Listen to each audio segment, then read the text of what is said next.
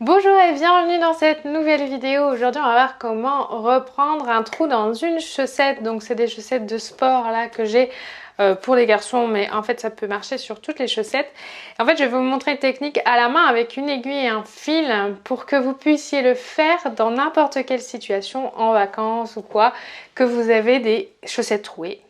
Mais aussi des vêtements troués, ça peut marcher. Cette technique est très facilement applicable pour tous les trous que vous avez dans vos vêtements. Mais avant de commencer, vous pouvez télécharger ma boîte à outils de la parfaite couturière en cliquant dans le lien dans la description juste en dessous de cette vidéo. En cliquant sur le lien, en fait, vous atterrirez sur une page, vous entrez votre adresse mail et je vous envoie la boîte à outils directement dans votre boîte mail. Donc comme je vous l'ai dit en introduction, on va voir comment reprendre un trou dans une chaussette. Donc je vais vous montrer le matériel directement dans la suite de cette vidéo. Mais ce qui est vraiment important, c'est de prendre des petites aiguilles, pas trop longues, en fonction du trou. Si le trou est très long, bien sûr prenez une grande aiguille, mais souvent les trous sont assez petits.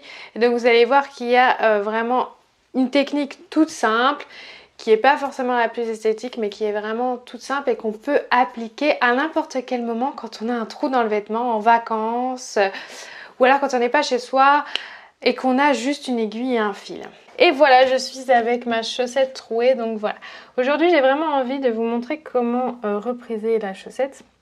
Donc pour ça, vous aurez besoin d'une aiguille, ici, avec un fil d'une longueur variable. Après, ça dépend du trou de votre chaussette, mais au pire, faites le plus long, mais pas trop long non plus, parce qu'après, ça va être très embêtant.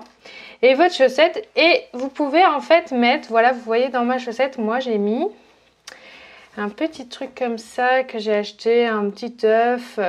Vraiment, c'est quelque chose qui va vous permettre en fait de garder bien ouvert le trou et de bien voir là où on va venir piquer avec l'aiguille et de ne pas piquer dans l'ensemble de la chaussette. Donc au bout de votre fil ici, vous allez venir faire un nœud.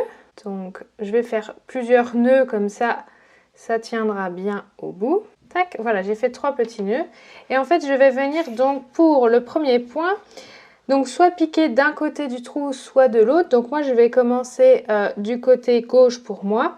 Et je vais venir en fait piquer dans le trou un peu plus loin que le trou. Voilà. Pour faire rentrer tout mon fil à l'intérieur. Hop, vous voyez, au nœud ça s'arrête. Et le fil qui est là, qui reste, je le mets bien à l'intérieur de la chaussette. Ça c'est important, comme ça après vous aurez de belles finitions. Voilà, donc là je ne vois plus le fil. Hop, je le mets bien à l'intérieur. Si vous le voyez encore un peu, c'est pas très grave. Et en fait, ce qu'il va falloir venir faire, c'est venir renforcer tout le long du trou. Donc je vais venir en fait piquer d'un côté de la chaussette et de l'autre en même temps. Et je vais venir renforcer comme ça. Voilà. Je vais faire également ça à côté. Là, je ne suis pas encore totalement là où il y a le trou, mais je pique pour renforcer sur les côtés. Donc voilà, là j'arrive dans le trou. Donc je vais venir piquer, vous voyez, juste en dessous et juste au-dessus du trou, ici, pour venir renforcer. Donc le plus important quand on reprise un trou comme ça, vous allez voir, c'est que il faut pas venir piquer trop loin. Donc pas venir piquer par exemple ici, il faut venir piquer vraiment au plus proche du trou, dans les dernières mailles qui ne sont pas abîmées. Et pareil au-dessus, parce que si vous piquez trop loin, en fait, vous voyez quand vous tirez sur le fil, hop, vous refermez le trou. C'est normal. Donc si vous piquez trop loin, vous allez faire une bordure trop épaisse. Donc vraiment, essayez de piquer le plus proche possible du trou. Ça, c'est vraiment pour la première passe, celle qui va venir refermer le trou. Vous voyez, là, je suis en train de faire une petite bordure. Mais ça, avec la deuxième passe, on va pouvoir un petit peu l'enlever, mais il ne faut pas donc piquer trop loin. Vous voyez, là, je pique vraiment dans les mailles qui sont juste au bord du trou et je pique à côté. Et hop, je tire et je referme le trou. Je pique juste à côté et je referme le trou. Donc, vous faites ça jusqu'au bout de votre trou. Et après, en fait, on va venir repasser dans l'autre sens. Donc, vous voyez vraiment, l'œuf me sert à bien étendre et de bien voir quelles sont les mailles qui sont l'une en face de l'autre et où piquer avec l'aiguille. Si j'ai pas ça, en fait, je me perds un petit peu dans les mailles et je ne sais pas où aller. Ce que vous pouvez faire, donc là j'ai fait sur l'endroit de ma chaussette. Comme vous voyez, je forme une petite bordure. Vous pouvez également le faire sur l'envers de la chaussette.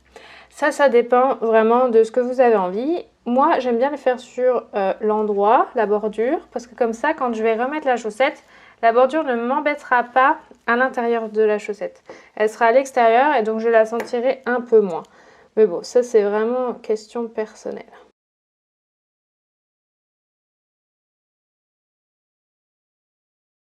Voilà, donc je suis arrivée au bout. Donc vous voyez, la première passe, c'est pas tout le temps joli, il y a vraiment une bordure. Donc là, le but, vous voyez que on voit bien les mailles sur le côté. Donc là, je vais en fait refaire dans l'autre sens une deuxième passe pour vraiment bien solidifier le trou avec le nouveau fil.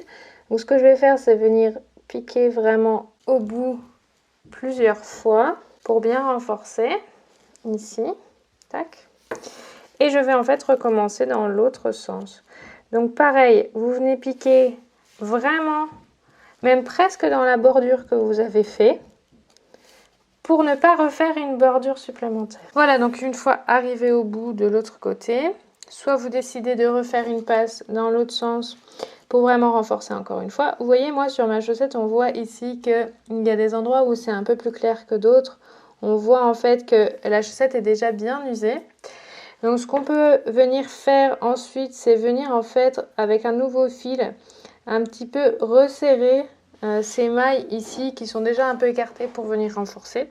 Ce qui est important à la fin pour vraiment finir le fil, c'est en fait de repiquer dans la bordure à la fin, tac, et de faire un nœud. Vous voyez, quand vous passez le fil comme ça, vous formez d'un côté une boucle et de l'autre vous avez l'aiguille. Vous passez l'aiguille dans la boucle et vous venez faire un nœud et vous faites ça 2 voire 3 fois. Et après, vous pouvez venir couper le fil, hop, au ras de votre chaussette.